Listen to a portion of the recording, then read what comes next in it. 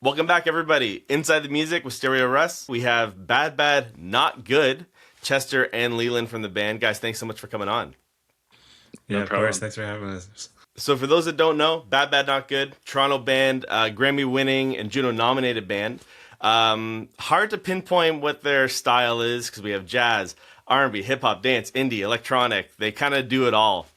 They've collaborated with artists like Tyler, the Creator, Daniel Caesar, and I'm so excited that they are playing at the RBG in Burlington, Ontario on August 20th.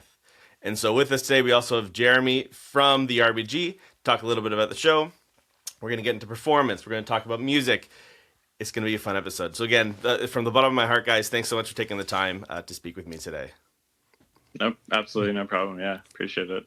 So, Jared, do you want to kind of set things off? RBG shows, they do a lot of things. You have a lot of different acts coming in. Do you want to tell us all a little bit about that? Yeah, sure. I'm the cultural development lead at the Royal Botanical Gardens. We've done music out in the gardens for a number of years now. And we've covered a bunch of different genres, but I've only been here for a year now, and part of my job was to sort of come in and look at the music series and see who are we missing, what else can we add, how can we build new audiences, and the biggest thing for me was like expanding the genres that we're covering, and we present only Canadian talent, which is sort of a feather in our cap. We really love that we get to support local and national level Canadian artists, and we had an existing jazz audience coming out of our Wintertide series, which was sort of like a winter indoor jazz thing, and wanted to add that component into our larger summer series. So you're outside in Hendry Park, which is just a beautiful garden setting. You're out there at twilight, so it's just an awesome spot to see a concert. You can spread out on the lawn, grab a bottle of wine or a burger or whatever you want from the food folks, grab a beer, and just taking some amazing music. And when we were looking at who we wanted to present, we really wanted to start pulling in a younger audience, to be honest. And I've been a huge fan of Bad Bad Not Good for a long time, and I think they've been pitched at us before to play in the gardens, and for whatever reason didn't come together. But this year it did. So it's a bit of an alchemy of trying to figure out who to book in a series, and but if you look at both like the accolades that you guys have a band have accumulated over the last decade or so. And for me, it was like the ridiculous list of people that you've collaborated with that made me so excited about you and your music and bringing you here. Just, I think every album you put out, I'm blown away by who you pull in to play with you and how your music has evolved over the last decade. Thrilled to have you in our garden in the middle of August. Yeah, thank you so much. Speaking for us personally, I'm really excited to perform there. It's somewhere I've been many times, so it's gonna be awesome. It's gonna be awesome. Yeah. So, Jeremy kind of alluded to it with the fact that, your music has changed so much. And obviously you guys started when you were quite young, and now a decade or so later, your music has evolved. And I'm just curious to know, like, how has your audience changed over the years? I feel like the funny thing that is happening now is that there's like a lot of kids that are making music that were like, oh, I listened to your music when I was in high school. And it's just like, one of those things that puts time into perspective and makes us feel old. But it's also, like a lot of parents will bring their kids to the shows like, oh, my dad played your record all the time and now I'm seeing you guys live. So it's like, it's cool to, I feel like our music has kind of had a broad audience anyway, but it's cool to see like multi-generational kind of audiences coming together at our shows. You guys are slowly turning into a dad band. Exactly. My son's a 13-year-old aspiring bass player, and he was pretty excited when I told him that a band that we're bringing to my work, to Dad's work, collaborated with Tyler, the Creator. He's a huge fan. So now he's got 3 or 4 of your albums on his iPod and loving it. So. Oh, that's sweet. That's cool. Yeah. Yeah. Speaking of bass, so for context here, Chester bass player, Leland every other instrument, it seems like, and then we're missing Alex, who's the drummer and the MC normally. So for those that maybe haven't seen you before and have heard your music, all these different collaborations, is it just going to be the three of you at the RBG or when you perform, or do you have a bigger ensemble? What's it going to look like? We actually have lately we've been playing with 6 people on stage. So we also have a keyboard player and a trumpet player and a percussionist. So it's quite a big sound. And that's kind of been like our format for the last couple of years. Funny story. So your trumpet player Kay. Yeah. He bought his JC60 off me a few years ago. Oh, amazing. Yeah. Awesome. So every now and again, when I sell stuff or buy stuff on Marketplace, I always go like, what band are you in? What project? Because it's just nice to meet other musicians. Mm-hmm. He's like, oh, I'm heading down to New York City with BadBadNotGood. I'm like, whoa! Love it, JC. And then, so I just want to talk a little bit about, what people should expect. So, I'm talking to people about BadBadNotGood. People either go, just like Jared, like, that's amazing. And then some people go, okay, tell me about them, right? And I go, it's jazz? ? And, people often think like, oh, stuffy jazz and stuff like that. But you guys are jazz, R&B, hip hop. So when someone's coming to the show, maybe they're thinking of coming to the RBG. Are people, should they be prepared to dance? Should they be prepared to chill out? Like when they're going to see you live, like what do you hope people take away from that? Yeah, I think the funny thing with our show, I find it tends to take on the character of the environment that we're in. So I kind of feel like in this environment, it might be a bit more chill than normal. I mean, I'm sure we're going to have like our kind of hyperactive moments and like some rocking out and stuff. But yeah, I think you can interact with the music however you want. Like if you want to just sit and chill, or, we do have some moments where it's nice to try to get some people dancing, but it's kind of whatever you want to do. And it's going to be all over the place. Awesome. I'm requesting Rewind Your Mind. If nice. You can, that feels, I feel like that would be a perfect song for the RBG. I want to get a little bit into, so for me personally, my partner always says like, Russ, you don't move when you're watching music live. Because I'm like watching the music. I just stand, like, I am enjoying it, I swear. But one thing I want to get into is the idea, and Leland, maybe this is a better question for yourself, is like, obviously you guys are incredibly technical and thoughtful musicians. And I just want to know, I'm so impressed with how technically proficient all of you guys are. And I lean this more towards you, Leland, because you do more of like the leads and solos and stuff like that. What's your secret to showing off and enjoying your technical proficiency without coming off as showy? Oh boy. I mean, I feel like I try not to, I practice technical stuff a lot, but I think in the moment of a performance, I try not to think about any technique at all. I think the good thing about playing with Chester and Alex and the extended musicians is that there's so much to like listen to. So I just try to, be in the moment of being inspired by what they're playing and be present in the moment. But yeah, I feel like I don't really like when music is like the technical aspect of it is the forefront of it. So I just think I try to like lean into the soulful or melodic kind of elements a bit more. But then, yeah, we're all music nerds, so we're all practicing it. So it's like some of the dense note stuff definitely comes out often, but yeah. Yeah. Is much of your stuff improvised or written when someone's watching you live? Like the song structures themselves, like the forms are all written, but there's moments in pretty much every song where it's like either the soloist will be improvising or like collectively it'll be improvising. I'd say like, I don't know, like maybe 40% of the show is improvised and 60 is kind of like based off the song structures. Love that. What's the key to a good extended solo? I think storytelling, I would say. I think like trying to, especially like in the aspect of performance and like, there's lots of like cerebral elements of music that musicians can get into. But I think like if you can try and bring the audience along with the journey of what you're trying to like say, it kind of keeps it captivating and feels like it's there's like an arrival point at the end. And it makes it so it's not like one-sided, like you're just playing for yourself. It's like a collective thing a bit more. Jerry, are you gonna replay this for your kids so they can take So some you can notes? pick up some notes. Yeah. Yeah. Yeah. That's half the point of this show is like me picking Yeah, up notes and just- also expanding it to people who are watching, so. Yeah.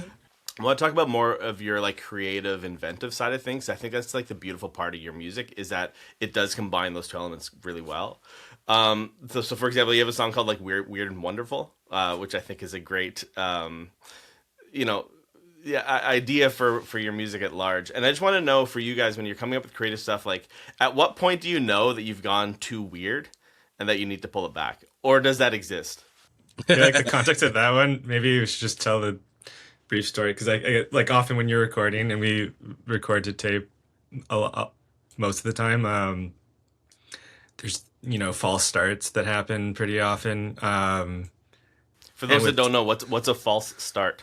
So it's just like, we tried to start the song to record it and someone made a mistake. So it's like collectively we stop and try to reset. But it's like, on tape. So we didn't go back to erase it. We just kind of kept the tape rolling and then started the song for real. But then as everyone who like either overdubbed their part or whatever would add something, like they just kind of kept adding something weirder and weirder and more dissonant, and we just decided to like, it was like a joke almost, but then when we like listen back, we're like, it's kind of funny to like keep this false start that like now has like 6 layers of like over, and it's just like chaos, and then it kind of like when the song comes in, it goes back into like kind of like a soul relaxing groove. So it's like it's meant to be like this chaotic thing that kind of like shrinks down into like a hypnotic groove.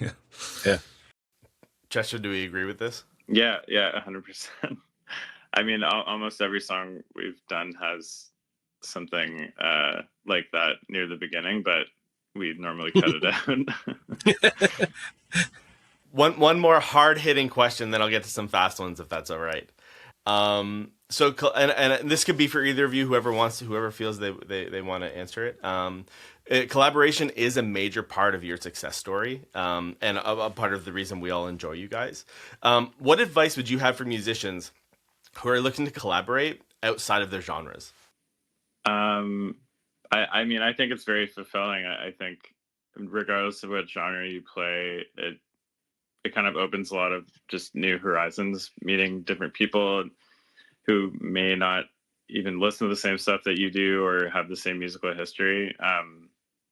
But when you get together and everyone is approaching it with like a mutual listening and understanding, then it can lead to some really cool stuff.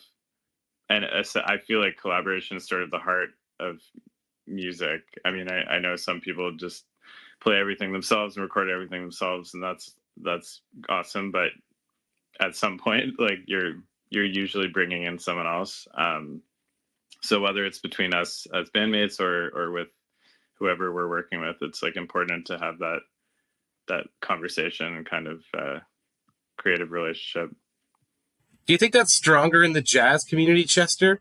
Like with your background, I'd say like I find that more indicative of jazz musicians, that this sense of collaboration and playing between generations and genres than I would maybe in the folk scene or in the rock scene. Possibly, yeah. I would agree with that in general, because I think people that play jazz tend to play with dozens of different people at different times. Whereas if you're in a rock band, it's like you're pretty much locked in with your bandmates unless you're doing side projects or whatever. Yeah. But yeah, and we've also been able to collaborate with instrumentalists and vocalists, which is really sweet. And it feels like we've, I don't know, kind of run down a pretty crazy list of people from different genres. And it's pretty surreal when you start to look back and think about all the people. Yeah, it is. It's crazy. Jared, do you have any other things that came to mind that you want to ask before we get near the end?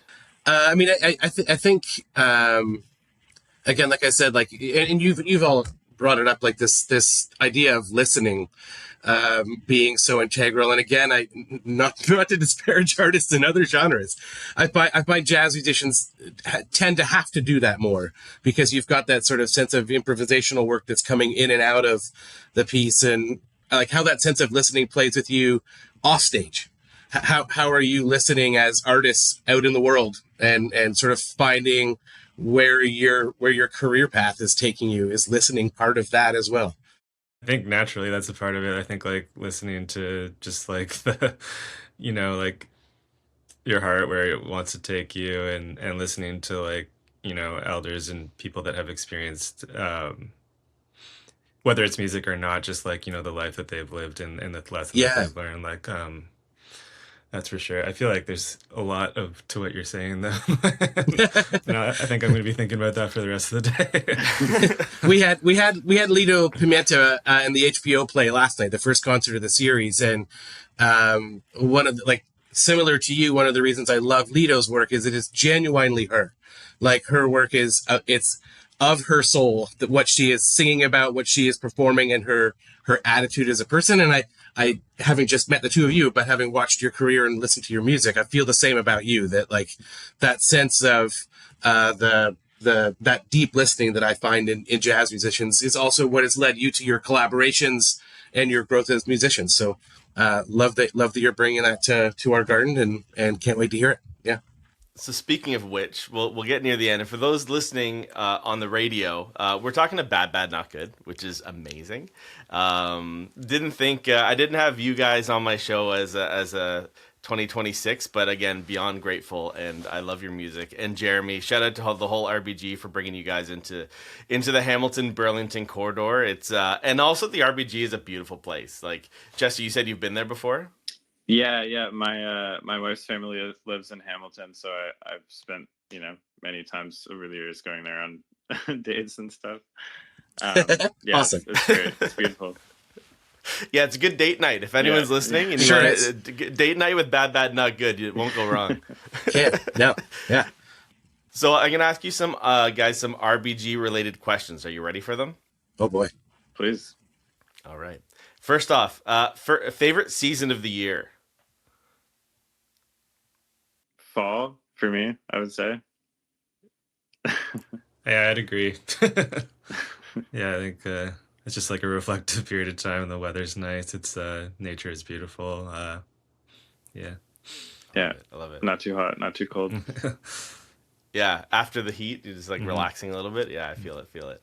Pumpkin pie. Okay, next outdoors / RBG related question. What's your current favorite go-to outdoor activity? Probably biking. I was gonna say that too. Nice. I have a 3-year-old son, and I got a bike that I can take him on with me. So I feel like exploring the outdoors on a bike is really nice. Awesome. Yeah, it's a good speed for like seeing things and moving quickly without. Yeah. And just getting around Toronto too. It's like ultimately is faster than any other method of transport. So. Probably. Yeah. Definitely. Yeah. Same in Hamilton. I've often like, the car will be full of people. It's like, oh, we don't have enough space. I'm like, I'll bike, and then we actually get there at the exact same time. So there you go. Yeah. Okay. Third, who in the band would survive the longest in the wilderness? I would nominate Leland because I just can't nominate myself for that. Yeah, they're like two humble guys. I'm going to say Chester. Spent a lot of time camping. Okay, last one. We talked a bit before. You guys are heading to Kuala Lumpur, which is in Malaysia, pretty shortly, which means you have a jam-packed summer. And I'm genuinely curious, as a band that's traveled the world, you've done so much. Is kind of a two-part question. What do you enjoy most about playing abroad? And then what excites you about doing a home show after all the traveling? Yeah, I mean, I feel like we'll both have perspective on this, but yeah, I think just having toured for so long, it maybe sometimes it's easy to focus on like the non-music parts of the tour where it's like, wow, I've spent 6 hours sitting in this airport at like 5 a.m. and it's also a bit of a tease because you end up going, I can't even tell you the amount of beautiful places we've been to that we've only had maybe 18 to 30 hours in each place, including playing the show and trying to sleep.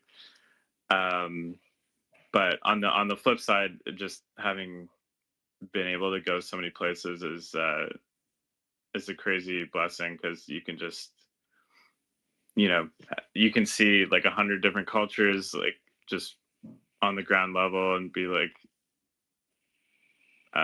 get a sense of the magic of kind of the world, I guess. And I also love food, so that's that's a huge plus of traveling. Just trying different stuff and like seeing how different people live, and kind of that bringing perspective to your own life, and like your childhood and everything. So and the mind-blowing experience of being somewhere really, really far away, like 10,000 kilometers away from home, and having people come up to you and say, oh, I listen to your music all the time, or I showed your music to my son, or whoever. That's pretty surreal for sure. And yeah, on the other side, like playing at home is also beautiful, because it's where we've spent, I mean, I grew up in Ottawa, but I've spent the last like 15 years, 16 years in Toronto. So yeah, it's really special just to have family come to the show, and kind of just settle into that like hometown experience. Love it. And Leland, do you have a similar or different experience? I agree with a lot of what Chester said. I would just say, I think traveling to places as far as Kuala Lumpur is like something I would have never thought would have happened with music, or like I never thought it would have taken us there. But I think especially with like how dark things are in the world, I think sort of like realizing how music can connect with people is a really beautiful and powerful thing, and just lets us not take it for granted and really appreciate the moment of that connective energy. And on the other side, I think playing at home is just, it's incredible, but it's also like, it almost feels like you're like hosting a party or something. Because it's like all your friends and family are there. So it's like, it's kind of stressful in this. Like in a lot of ways, it's easier to play in Kuala Lumpur than it would be in Toronto. I love your honesty. But also, like, it's nice to be able to like show what you've been doing and in the world, developing, and then bring that home to people you love. Hamilton, Burlington, Guelph, y'all got to come out. Y'all got to come out and support.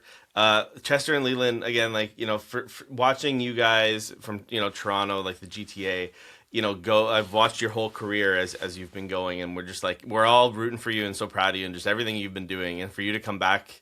For you to come back and play the RBG means a lot to our community. So I just want to say thanks so much for taking the time today, and the performance coming up in August 20th. So again, thanks so much for the time. You guys are amazing, and just keep on doing your thing.